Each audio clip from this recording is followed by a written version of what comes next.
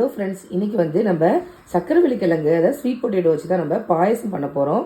இதுக்கு ஒரு சக்கரவள்ளி கிழங்கு சின்ன சைஸ் எடுத்திருக்கேன். இப்போ இந்த தோல் சீவிட்டு நம்ம துருவி எடுத்துகிட்டு வந்துடலாம். இப்போ பாயசம் பண்ணுறதுக்கு ஒரு பாத்திரம் வச்சுருக்கேன். அதில் 2 கிளாஸ் அளவுக்கு பால் சேர்த்துக்கோங்க. 2 கிளாஸ் பால் சேர்த்துருக்கேன். இப்போ பால் நல்லா கொதிக்கட்டும். பால் வந்து பாயில் ஆக ஆரம்பிச்சிருச்சு. இது கூட நான் ஊற வச்சுருந்த ஜவ்வரிசி சேர்த்துக்கிறேன். இது கூட நீங்கள் ஜவ்வரிசி தான் சேர்க்கணும் இல்லை, சேமியாவும் சேர்த்துக்கலாம், இல்லை ரவை கூட சேர்த்து செய்யலாம். இப்போ நான் ஊற வச்சுருந்த ஜவ்வரிசி அது கூட சேர்த்துக்கிறேன்.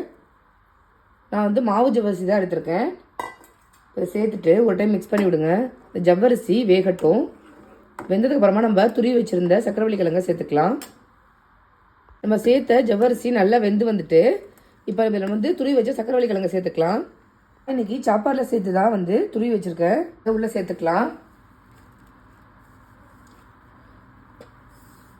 நல்லா தின்னாக ஸ்லைஸ் பண்ணி நீங்கள் இந்த மாதிரி சேர்த்துட்டிங்கன்னா சீக்கிரமாக வெந்துடும். அதுக்கு தான் நான் வந்து தின்னாக ஸ்லைஸ் பண்ணி வச்சுருக்கேன்.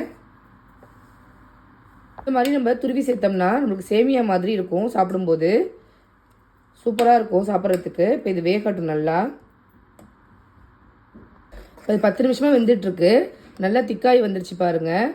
இதில் வந்து நம்ம வெள்ளை கரைசல் சேர்த்து தான் செய்ய போகிறோம். அதனால் திக்காக இருந்தால் தான் நம்மளுக்கு வந்து வெள்ளைப்பாகு சேர்க்கும்போது கரெக்டான கன்சிஸ்டன்சிக்கு வரும். இப்போ இதில் ஒரு 2-3 மினிட்ஸில் ரெடி ஆகிடும். வேகட்டும். இப்போ இது நல்லா வெந்துடுச்சு. நான் ஸ்டவ்வை ஆஃப் பண்ணிடுறேன். இப்போ இதில் நம்ம வெள்ளை கரைசல் சேர்த்துக்கலாம். இப்போ வந்து நான் வெள்ளத்தை ஃபில்ட்ரு பண்ணி கூட சேர்த்துக்கிறேன். உங்களுக்கு எந்த அளவுக்கு வெள்ளம் தேவையோ அந்த அளவுக்கு சேர்த்துக்கோங்க. இப்போ இதை சேர்த்துட்டு நல்லா மிக்ஸ் பண்ணி விட்டுக்கோங்க. பாருங்கள், கரெக்டான கன்சிஸ்டன்சிக்கு வந்துட்டு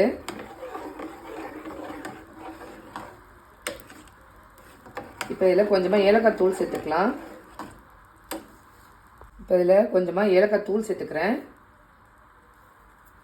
சேர்த்துட்டு நல்லா மிக்ஸ் பண்ணி விட்டுக்கோங்க.